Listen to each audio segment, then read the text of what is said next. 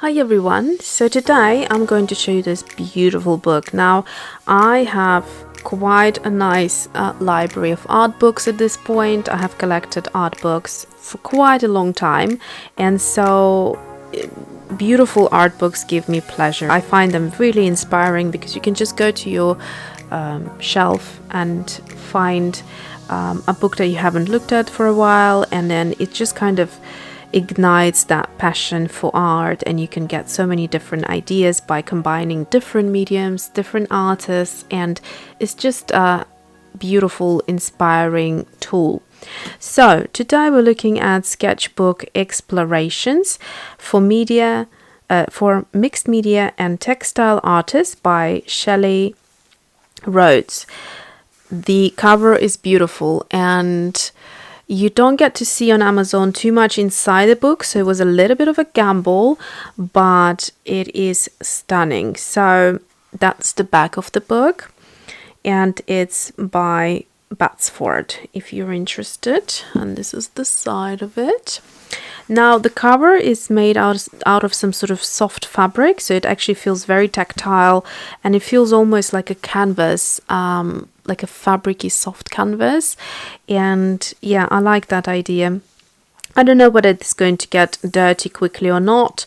I wouldn't really touch it with paint hands, but it depends. If you don't mind that, then of course you can do that, but it feels beautiful to touch this book. Okay, let's look inside. So first of all, on the cover what you see is tags, and you might think that that's the book of tags, but of course it's not, judging by the title of it. So you go into the book, you open it, and then you have this beautiful turquoise color, which I am a huge fan of. So I am not really familiar with Shelley Rhodes, I don't think. However, her art is just very, very beautiful. It kind of combines different mediums, and if you are keen on taking your art outside of the box and not be afraid of making marks and using different mediums, then this is a fantastic place to start with. It's just beautifully inspiring. So let's look into a few more pages. I love the look of her sketchbooks, which you get a lot of photography in. It's beautifully organized. It's very neat looking. Things are straight, and things are, very satisfying in my personal sort of view. And yeah, I love seeing other people's or other artists' sketchbooks. It gives you such an amazing idea about what you could create. So she does a lot of traveling journals as well, which we'll see in a minute, and then different things. She's inspired by very, very different textures and patterns and all sorts of things. So if you like to collect ephemera, if you like to travel, if you like things that appeal to you for whatever reason, you can create your own journals, and you have a good overview of her work. Also, there is quite a bit to read, which I haven't had chance to do it yet. I just mainly looked at the pictures, but it looks to me like the information is quite substantial there, so it's not just pictures. So you can take any object and just look at that same object in different light. And I remember this is what we were encouraged to do when I did my art at college for a couple of years. It's just to open up that creative gate that we have, and just let it go. And sometimes we're afraid, I say this very often, that we are afraid to make ugly art, and sometimes there can be something very nurturing in that process of not being afraid and just let it go. And you might create a couple of things that you don't like, but there will be one or two that you will really like, and then from there you can then develop that piece into something else, or try it again in a different color scheme. that's what art is all about. And I found this book super inspiring, and it made me think of my art books and the things that we used to do many years ago when I studied art. So there's Cornwall, Greece, Dominican Republic album. So all of these are her travel journals. So that's very inspiring. Instead of just, you know, sticking pictures, you can create art of maybe if you go and pick some seashells or look at the color of the water, the beach, the sand, whatever it is, the flowers, because every country that you travel to, they have different flowers and plants by the beach or in town. So you can be inspired by a lot of things. I love her color scheme. So one of the main things that really attracted me here is the color scheme, and this color scheme is repeated throughout her book, and it's the teal. And like I showed you in my previous video, I love teal colors. So I collect teal pens. I've got quite a few more of them, and things that I can use to add that teal color to my art. I'm really into it at the moment. Different things here.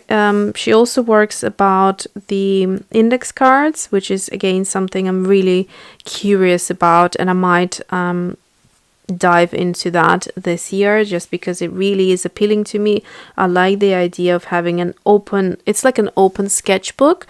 There are different ways of doing the index cards. I quite like this sort of tray idea, and then sticking as many as you can throughout, and it could be different, you know, you could do some embroidery, you could do some freestyle stitching with your stitching machine, you could do some of the watercolors, you could do mixed media, you could do all sorts of things. And having it open like that kind of makes me, it's for people who like to create, this is a very inspiring thing, because you could have it on your desk, and if you like something, you could create a quick little tiny fragment of that piece of art and just stick it there, and it would be your source of inspiration. So if you are thinking, what color scheme should I go, you can flick through here, find something that you like, or textures or anything like that.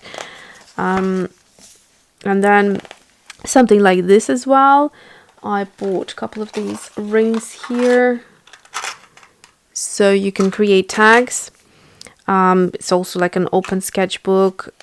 You know, this all I think started with the wall paint type of strips that you would get, and you can just you know, decide what color walls you would like to paint, and it would be all in one sort of ring binded, and then very easy to open up and flip through. But you can do the same idea for art as well. There's some new things that I haven't seen yet, like rolls and scrolls, she calls it here. So it's a strip of paper that she creates into sketchbook. I've got a couple of things. This is like a zine. It's called One Sheet Sketchbook, but this is really much, pretty much like the zines that have been quite a thing last year. So everyone has been creating zines, and I created the zine for my friend who had a baby born recently, and I created one for her to journal her first anything that she does, you know, as a little kind of memory album with the spaces for them to print out pictures and stick it in there, and it's quite neat little thing to do. I also have a couple of unusual sketchbooks that I haven't used yet. So one of those that open up into one long strip of paper, and maybe I could use something like that here. So here she is bending some pages, and you know, there's nothing wrong with kind of playing around with your sketchbooks. I quite like things like that. So it's a nice color scheme here with a little illustration of a house and some hills and like a little landscape. In fact, this year, what I want to do is I want to engage in this type of art. We have loads of beautiful little cottages in our village, and I want to just go and sketch them out, or take a picture if I don't feel comfortable doing it there and there and outside of someone's house. Just take a picture and come home and do a bit of art this way.